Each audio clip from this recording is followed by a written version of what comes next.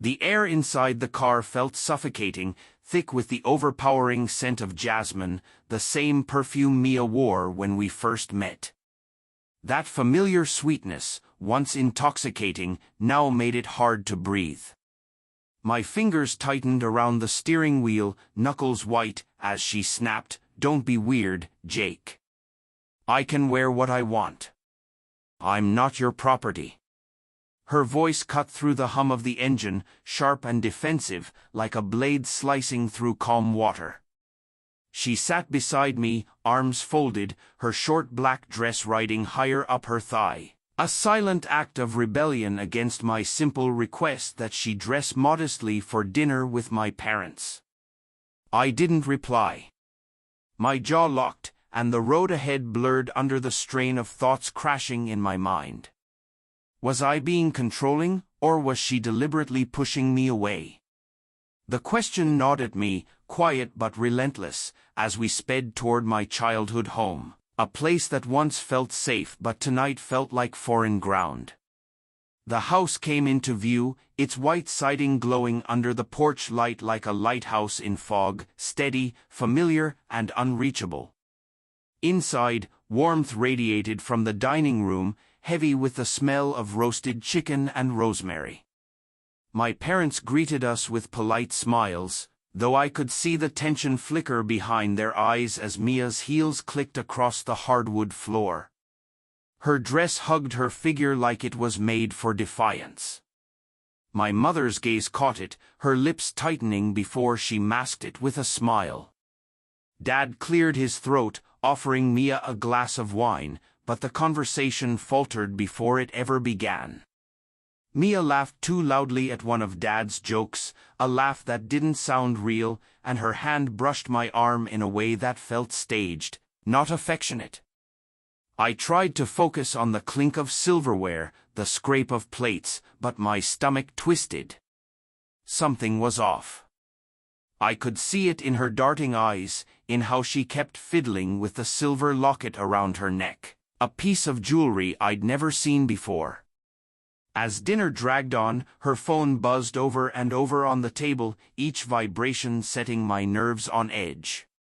"Work," she muttered, silencing it without even glancing down. My mother raised an eyebrow but stayed silent. I tried to believe her, to smother the growing doubt, but when the phone buzzed again, she grabbed it quickly, her fingers trembling as she typed something fast. My father's eyes met mine, heavy with questions he didn't ask, and I forced a smile that didn't reach my heart. "It's nothing," I told myself. "She's stressed. That's all." But my gaze kept returning to that locket, gleaming under the chandelier, mocking me. Where had it come from? Why hadn't I noticed it before? After dessert, my parents excused themselves to clear the table, leaving Mia and me in a silence that felt suffocating. The clinking dishes in the kitchen were distant, like echoes from another world. I reached for her hand, desperate to bridge the gap between us, but she pulled away, her eyes locked on the tablecloth. "You okay?" I asked softly.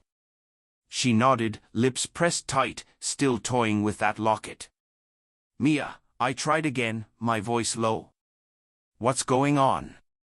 You've been so distant lately." Her eyes lifted, sharp, guarded, then she laughed.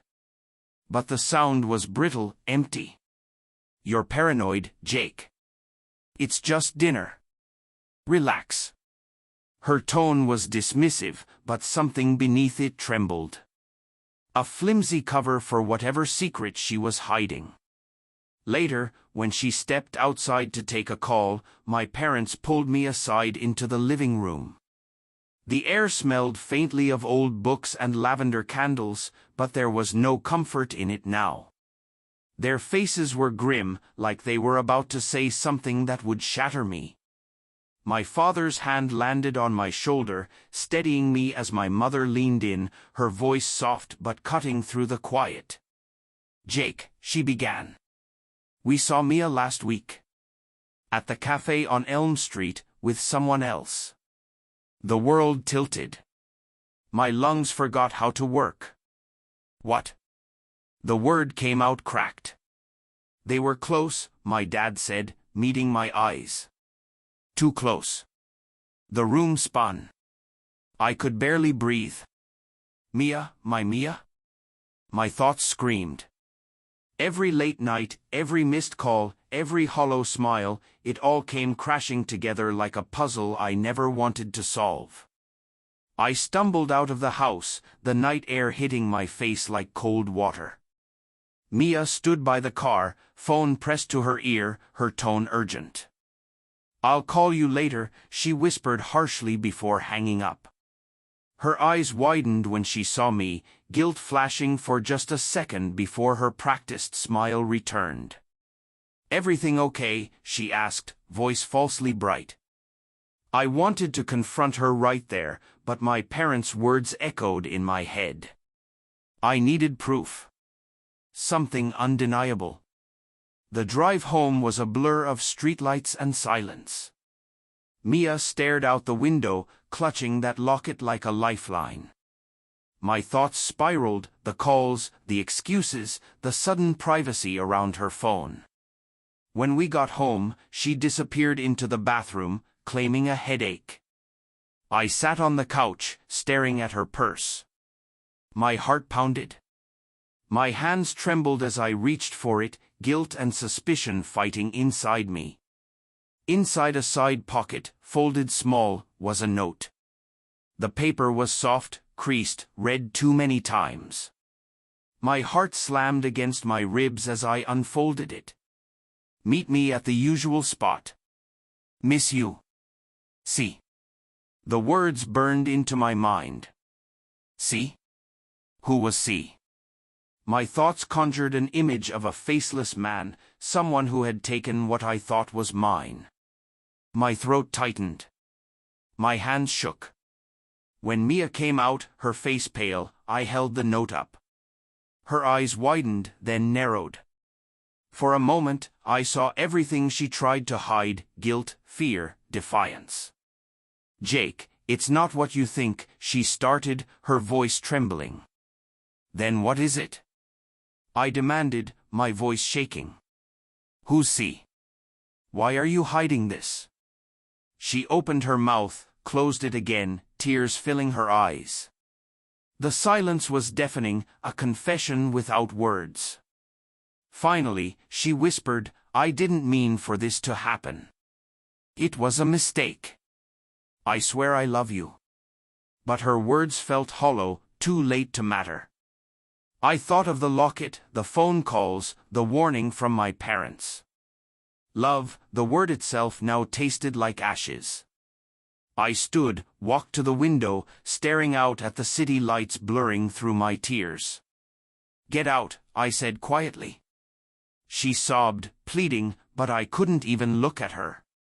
The woman I'd built my life around had become a stranger. When the door finally clicked shut, silence filled the room. I sank to the floor, the note still in my hand. My parents' words echoed in my mind, "Too close." And in that moment, I realized the real betrayal wasn't just her affair. It was how long I'd refused to see who she truly was.